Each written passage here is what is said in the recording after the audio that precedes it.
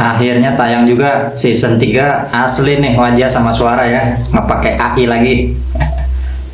Kali ini kita akan coba tadabbur ayat fa'adhkuruni yadhkurkum. Ingatlah aku Tuhan dan Tuhan pun akan mengingat kita. Kaitannya dengan logika resonansial, karena kita akan mendasari video ini, penjelasan kali ini dari buku Logika Resonansial yang akan menjelaskan judul video kali ini, kata yang melukai penduduk langit. Itu cuma kebetulan. Nggak bisa disangkal kan, kita pernah mengalaminya, pasti setiap orang. Apa yang disebut dengan kebetulan. Kita sedang memikirkan orang sebelum tidur mungkin, atau di toilet, atau lagi jalan, naik motor, dan sebagainya. Kemudian tiba-tiba teman kita, atau orang yang kita pikirkan itu, yang ada di ingatan kita, tiba-tiba memberi WA, mengirim WA, atau bahkan menelepon, atau bahkan bertemu di jalan, lagi utang. Bagi teman-teman yang dipecat dari pekerjaan misalnya, pulang dengan pasrah, dengan putus asa, apalagi habis kalah lost track ya, nggak jadi beli skin Itachi deh karena dipecat. Tiba-tiba ada teman yang menawari jadi CEO ST Jumbo. Nah, apa sih hipotesa yang bisa saya jelaskan berdasarkan logika resonansial, apa yang biasa kita sebut sebagai kebetulan? Pertama, dari judul video ini, apa yang kita sebut sebagai kebetulan sebenarnya bisa kita lacak. Sebenarnya nggak jauh-jauh banget dari logika linear yang kita juga biasa gunakan sehari-hari. Apa yang kita sebut sebagai kebetulan itu bisa jadi adalah doa, atau impian, cita-cita, harapan, ambisi, atau bersitan hati dari masa lalu yang pernah kita alami, entah itu hanya di dalam pikiran atau di hati. Masalahnya, mengapa momentumnya itu sekarang? Mengapa dari dulu kita mikirin seseorang ya? Misalnya orang yang dulu waktu SD, SMP, SMA itu sering membuli kita. Tapi ternyata kenapa momentumnya sekarang? Dia ternyata dipecat, diusir istrinya misalnya, anaknya nggak ada yang nurut. Jahat banget doainnya. Mengapa itu baru terjadi sekarang, padahal kita sudah memikirkannya, atau mungkin mengharapkannya itu jauh-jauh hari, atau mungkin tahunan yang lalu. Pertanyaan ini memasuki rumusan masalah kedua, yaitu tentang logika linear dan logika resonansial. Kalau logika linear kan udah kita bahas di video-video sebelumnya, tentang sebab akibat, berpikir runtut dari 1 ke 2 ke 3, dari A ke B ke C, dan seterusnya. Tapi logika resonansial, seperti yang saya jelaskan sedikit juga di video sebelumnya, ini adalah tentang timbal balik, tentang gelombang atau interaksi yang saling memantul antara diri kita dengan sesuatu. Di awal video kan tadi sudah saya jelaskan, sudah saya kutipkan satu ayat tentang resonansi. Fa'adhkuruni yadhkurkum. Ketika kita mengingat Tuhan, maka Tuhan pun akan mengingat kita. Ketika kita menginginkan rezeki dari Tuhan, Tuhan pun ingin segera mendatangkan rezeki itu pada kita. Persoalannya nanti, pembahasannya nanti ya, pelan-pelan. Linear dulu nih. Atau di ayat selanjutnya itu ada ayat ud'uni astajib lakum, berdoalah kepadaku pasti aku kabulkan. Ini ayat yang sering menjadikan banyak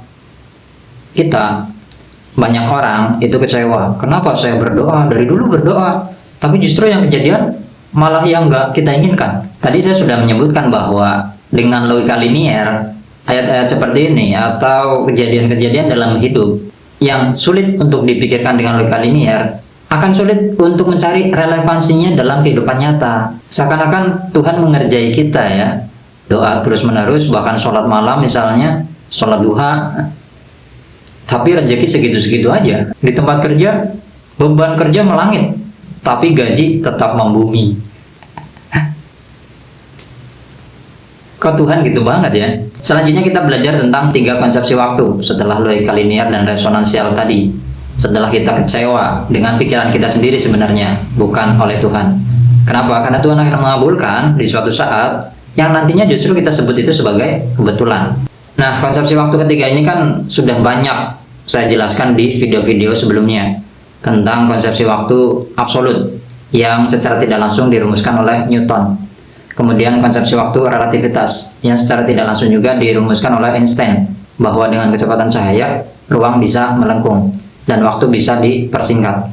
Yang ketiga, ini konsepsi waktu yang rada ngaco dari saya sendiri, yaitu konsepsi waktu simultanitas, bahwa kita masa lalu, saat ini, dan masa depan atau bahkan sebelum kita dilahirkan ke dunia, ketika kita menjalaninya sekarang, dan suatu saat nanti di masa depan, atau bahkan setelah kita tidak ada di dunia ini, itu sedang berjalan berbarengan.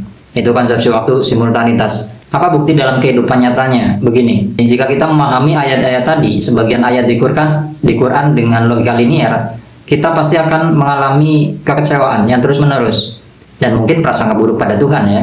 Sebab dalam ambisi kita, setelah kita berdoa atau setelah kita beribadah, mengamalkan apa? Puasa 40 hari, dikurung di gua 5 jari selama 5.000 tahun, ternyata Tuhan tidak mengabulkan. Tidak mengabulkan di waktu yang kita inginkan. Coba perhatikan kalimat tadi, Tuhan tidak mengabulkan di waktu yang kita inginkan. Waktu secara absolut kan ini udah template ya, nggak bisa diubah-ubah. 1 menit ya 60 detik, 1 jam 60 menit, dan seterusnya. Ini nggak bisa diubah. Maka ketika kita ingin doa terwujud di waktu yang kita inginkan, maka seharusnya kita menguasai waktu. Maka ini tidak masuk akal ketika kita berdoa kemudian kita ingin itu terwujud di waktu yang kita inginkan. Kalaupun mau, kita gunakan konsepsi waktu kedua, yaitu relativitas. Kita melesat dengan kecepatan cahaya, entah itu kesadaran atau apa, kemudian ke momentum terwujudnya keinginan itu atau doa itu. Dan itu nyaris mustahil ya. Maksudnya begini, kita berdoa kan karena kita yakin, kita tahu kapasitas diri kita. Kita nggak mampu menyentuh atau mendapatkan, mencapai apa yang kita inginkan itu. Maka kita berdoa.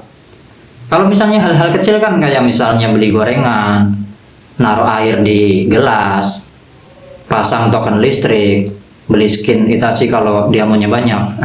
Itu kan tanpa kita berdoa. Dengan berdoa, maka kita menyerahkan kan kekuasaan itu, terwujudnya apa yang kita inginkan pada Tuhan, katakanlah begitu.